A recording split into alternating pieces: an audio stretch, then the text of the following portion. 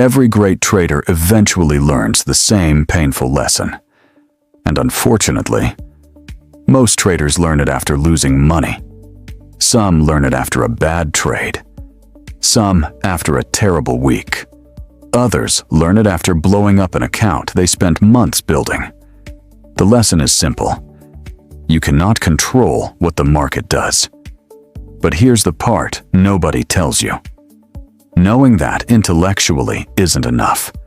You have to experience it. You have to lose. You have to feel the frustration. And eventually, you have to stop fighting the market. The beginner's mindset. When you're new to trading, you think your job is to predict. Where will price go? When will it reverse? How high will it run? Where is the perfect entry?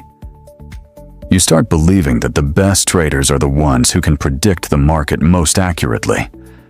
So every losing trade feels like failure. You think, I got it wrong. Then you search for another indicator, another strategy, another prediction. But eventually, something starts to become clear. The market doesn't owe you an explanation. The painful realization, you can analyze everything correctly and still lose. You can identify a beautiful setup and watch it fail. You can make the right decision and get the wrong outcome. And that's one of the hardest things for a trader to accept, because humans naturally connect good decisions with good results. But trading doesn't work that way. A good trade can lose. A bad trade can win. And if you don't understand that, you'll constantly change your strategy based on random outcomes. The revenge cycle. Here's where things become dangerous. You take a loss. You become frustrated. Then you think, I need to make that money back. So you take another trade. Maybe the setup isn't perfect, but it looks close enough. You lose again. Now you increase your position. You tell yourself, one good trade will fix everything. And suddenly, you're no longer trading your strategy. You're trading your emotions. One loss has become 3. 3 becomes 5. And what started as a small mistake becomes a serious drawdown. The lesson great traders learn. This is the lesson every great trader eventually learns. Your job isn't to control the outcome. Your job is to control the process. You control your risk, your position size, your entry criteria, your stop, your patience, your decision to trade, and your decision not to trade. That's it. Everything else belongs to the market.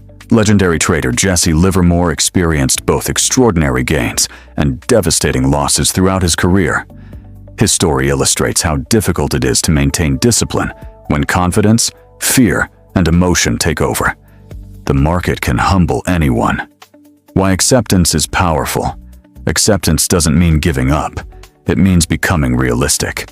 You stop saying, this trade has to work, and start saying, if my setup appears, I'll take it with controlled risk. Whatever happens, happens.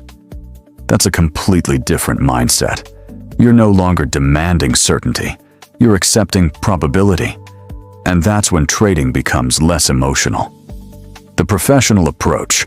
Professional traders don't need every trade to work. They understand something beginners often don't.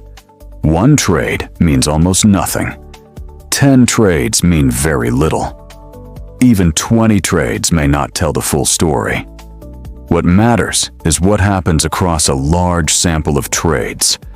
That's why experienced traders can take a loss, walk away, and come back tomorrow. They don't see one losing trade as a verdict on their ability. It's simply one outcome in a long series. The mindset shift. So the next time you lose a trade, don't immediately ask, how do I make that money back? Ask, did I follow my plan? If you did, you executed correctly, even if the trade lost. If you didn't, then the loss has given you something valuable, information. Maybe you entered too early. Maybe you risked too much. Maybe emotion influenced your decision. That's how traders grow. Not by avoiding every mistake, but by learning from mistakes without repeating them. Closing. Every great trader learns this the hard way. You cannot control the market.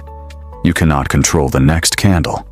You cannot control whether your next trade wins or loses. But you can control how much you risk. You can control whether you follow your rules. You can control whether you walk away when emotions take over. And eventually, you realize something powerful. Trading isn't about controlling the market. It's about controlling yourself. Subscribe to Mind Over Markets, because the moment you stop fighting the market, you finally start becoming the trader you were trying to become.